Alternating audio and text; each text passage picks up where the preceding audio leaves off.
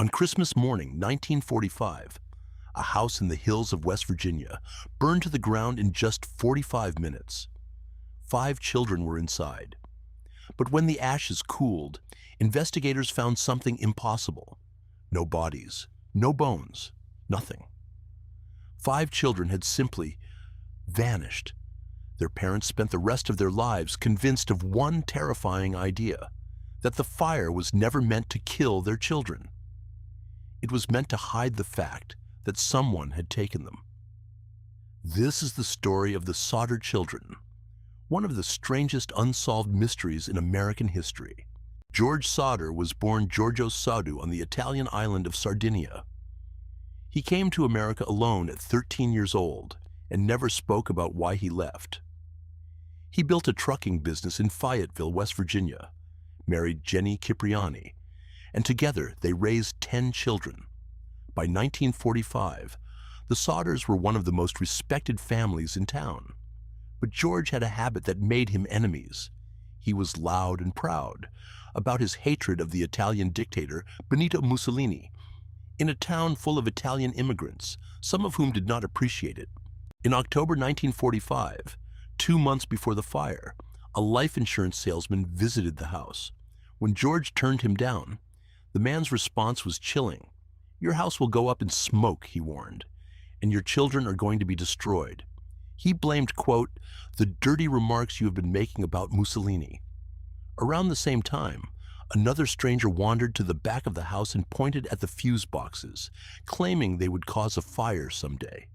Strange, because George had just had the house rewired and inspected, and in the weeks before Christmas, the older boys noticed a parked car on the highway, its occupants silently watching the younger children come home from school.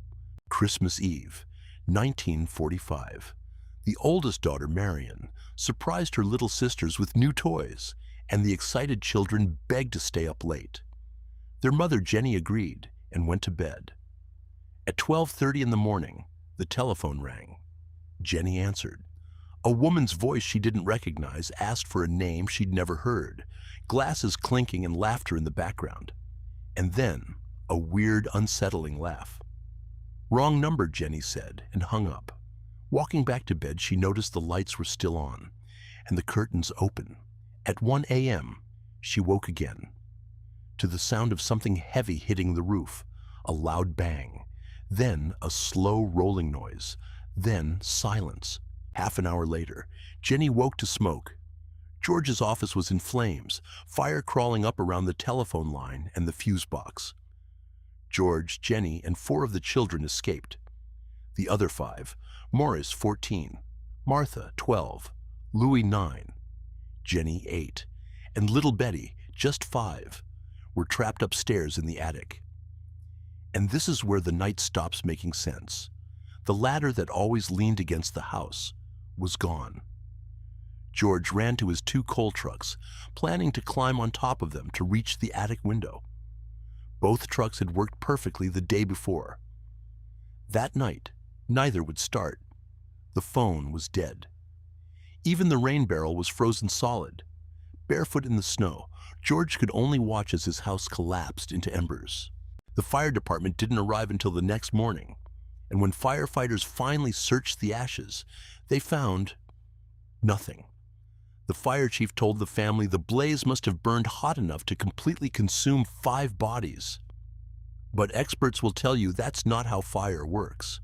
A crematorium employee later told Jenny that human bones survive even after 2 hours at 2,000 degrees, far hotter and longer than a 45-minute house fire.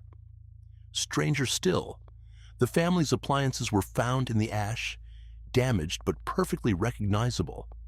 Metal survived. But 5 children's bones didn't. Within days, the fire was officially ruled an accident. Faulty wiring. Case closed.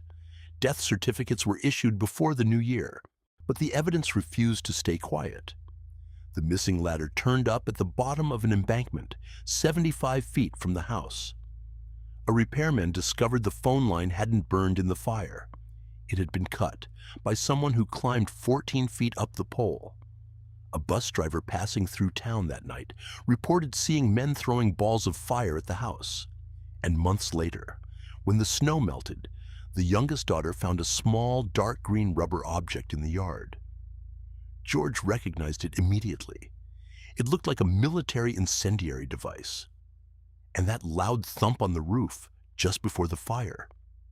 Suddenly, it made a horrible kind of sense. Then came the sightings. A woman watching the fire claimed she saw the children's faces peering from a passing car as the house burned. A waitress at a rest stop swore she served them breakfast the next morning and remembered a car with Florida plates. A hotel owner in Charleston said the 5 children came in around midnight, escorted by 2 Italian-speaking men and 2 women.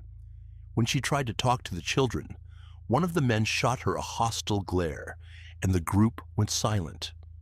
By morning, they were gone. The Sodders begged the FBI to investigate a kidnapping. J. Edgar Hoover himself wrote back, "Not our jurisdiction." In 1949, George convinced a Washington pathologist to excavate the site properly. The team found coins, a children's dictionary, and a few fragments of human vertebrae. But analysis at the Smithsonian Institution revealed something bizarre. The bones belonged to someone aged roughly 16 to 22, older than any of the missing children, and they showed no signs of fire whatsoever. The most likely explanation? They came from the fill dirt George had used to cover the site, traced reportedly to a nearby cemetery. Even the evidence of death wasn't evidence of death. The state declared the case hopeless, so the family put up a massive billboard on the highway with 5 small faces and a reward that grew year after year. It would stand for almost 4 decades. Then, in 1967, an envelope arrived, postmarked Kentucky. No return address. Inside was a photograph of a man in his 30s. A man who looked exactly like Louis Sodder, all grown up. On the back, a handwritten message, Louis Sodder. I love Brother Frankie, Elil Boys, a 90132 or 35. No one has ever decoded it. The private detective the family hired to investigate disappeared without ever reporting back. George died in 1969, still searching. Jenny wore black in mourning for the rest of her life.